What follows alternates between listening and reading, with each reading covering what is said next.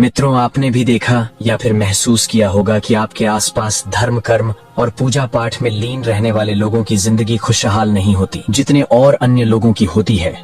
और यह सब देखकर आपके मन में भी कभी न कभी यह सवाल जरूर आया होगा कि आखिर अच्छे लोगों के साथ बुरा क्यों होता है। परंतु आज के अधिकतर जनमानस से इस रहस्य के बारे में नहीं जानते, जिसका सबसे बड़ा कारण है कि वे धर्म ग्रंथों को सही से पढ़ते नहीं या फिर उनमें लिखी बातों पर विश्वास नहीं करते। आज इस वीडियो में हम आपको बताएंगे कि आखिर अच्छे लोगों के साथ हमेशा बुरा ही क्यों होता है, जिसका वर्णन भागवत गीता में भगवान कृष्ण ने विस्तार से किया है। तो चलिए बिना किसी देरी के आज की यह वीडियो शुरू करते हैं।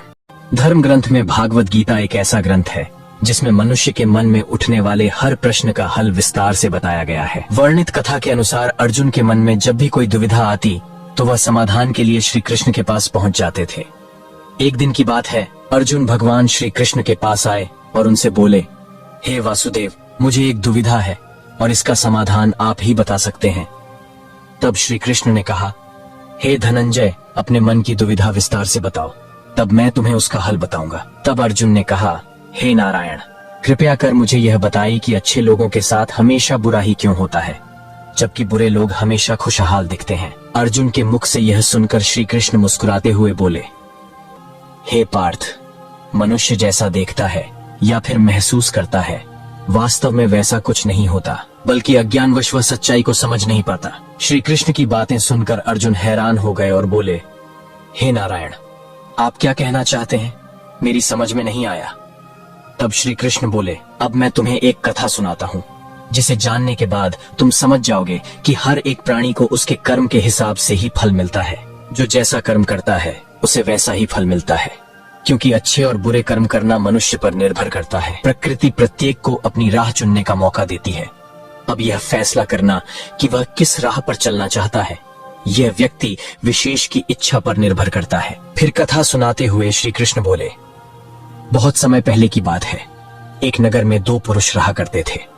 उनमें से एक पुरुष व्यापारी था, जिसके लिए अपने जीवन में धर्म और नीति की बहुत महत्ता थी। वह पूजा पाठ और भगवान की भक्ति में बहुत विश्वास करता था। चाहे कुछ भी हो जाए, वह मंदिर और धर्म के कार्य में किसी प्रकार की कमी नहीं रखता था। कुछ भी हो जाए, वह नित्य भगवान की पूजा अर्चना करता था। वहीं दूसरी ओर इस नगर का दूसरा पुरुष पहले से बिल्कुल ही विपरीत था। वह प्रतिदिन मंदिर तो जाया करता था, परंतु पूजा पाठ के उद्देश्य से नहीं, बल्कि मंदिर के बाहर से चप्पल और धन चुराने के लिए। उसे दान, धर्म, न्याय, नीति किसी से कुछ लेना देना नहीं था। इतना ही नहीं, वह मंदिर जाकर वहां चोरी किया करता था। इसी तरह समय बीतता गया और एक दिन उस नगर में जोर की बारिश हो रही थी, जिसकी वजह से उस दिन नगर के मंदिर में पंडित के अलावा कोई नहीं था। ये जब दूसरे पुरुष को पता चला तो उसके मन में विचार आया कि अभी सही मौका है मंदिर के धन को चुराने का, और वह बारिश में ही मंदिर पहुंच गया। मंदिर पहुंचकर व्यक्ति ने पंडित से नजर बचाते हुए मंदिर में मौजूद सारे धन और आभूषण चुरा लिए और प्रसन्नता से वहां से निकल गया। उसी समय धर्म कर्म में विश्वास करने वाला व्यापारी भी मंदिर पहुंचा और भगवान के दर्शन किए, परंतु दुर्भाग्य से मंदिर का पुजारी उस भले व्यापारी को ही चोर समझ बैठा और शोर मचाने लगा। मंदिर में लोगों की भीड़ जमा हो गई और सभी लोग उस भले व्यापारी को ही चोर समझ बैठे और उसे अपमानित करने लगे। यह देखकर वह भला व्यक्ति हैरान हो गया और उसे समझ नहीं आ रहा था कि उसके साथ क्या हो रहा है। फिर किसी तरह लोगों से बचता हुआ वह मंदिर से निकल गया, लेकिन दुर्भाग्य ने उसका साथ वहां भी नहीं छोड़ा। मंदिर से बाहर निकलते ही वह एक गाड़ी से टकरा गया और घायल हो गया। फिर वह लड़खड़ाते हुए घर की ओर जाने लगा। तभी रास्ते में उसकी मुलाकात उस दुष्ट व्यक्ति से हुई जिसने मंदिर का धन चोरी किया था। वह झूमता नाचता हुआ जोर जोर से बोलते हुए जा रहा था कि आज तो मेरी किस्मत चमक गई, एक साथ इतना सारा धन मिल गया।